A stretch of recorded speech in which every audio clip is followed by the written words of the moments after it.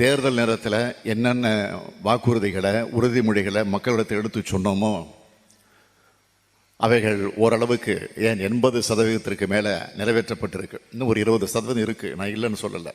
ஆட்சிக்கு வந்து இன்னமும் ஓராண்டு காலம் கூட முடியறதுக்கு முன்னாடியே கொடுத்த வாக்குறுதியில் 3/4 பங்குக்கு மேலே நிறைவேற்றி கொடுத்த ஆட்சி தான் நம்முடைய ஆட்சின்னு இங்கே நெஞ்சு நிமிர்த்தி நாம் சொல்ல முடியும். தேர்தல் அறிக்கையில் என்னென்ன குறிப்பிட்டு காட்டியிருக்கிறோமோ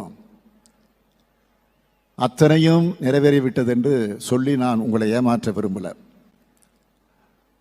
ஆனால் நிச்சயமாக உறுதியாக ஒரு 70% அதில் நிறைவேறி இருக்கிறது.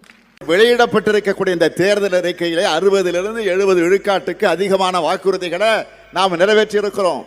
தேர்தலின் போது திமுக அளித்த வாக்குறுதிகளை நிறைவேற்ற இன்னும் 4 ஆண்டுகள் அவகாசம் இருந்தாலும் இந்த ஓராண்டு காலத்திலேயே தேர்தல் அறிக்கையில் சொல்லப்பட்டதில் 60 விழுக்காடு வாக்குறுதிகளை திமுக அரசு நிறைவேற்றி காட்டியிருப்பதாக முதலமைச்சர் மு.க.ஸ்டாலின் தெரிவித்துள்ளார்.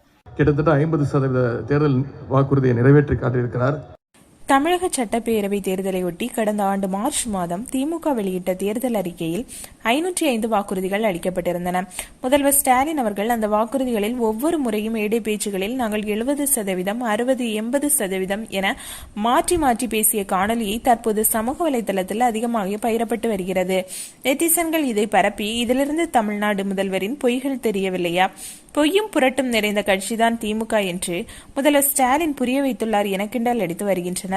பொதுவாகவே நான் யார் தெரியுமா, கலைஞரின் மகன் என்று பேசும் முதல்வர் அவர்கள் சொன்ன வாக்குறுதிகளை ஓடுகிற தண்ணீரில் எழுதியுள்ளார் என்று எதிர்த்தரப்பினர் விமர்சித்து வருகின்றனர்.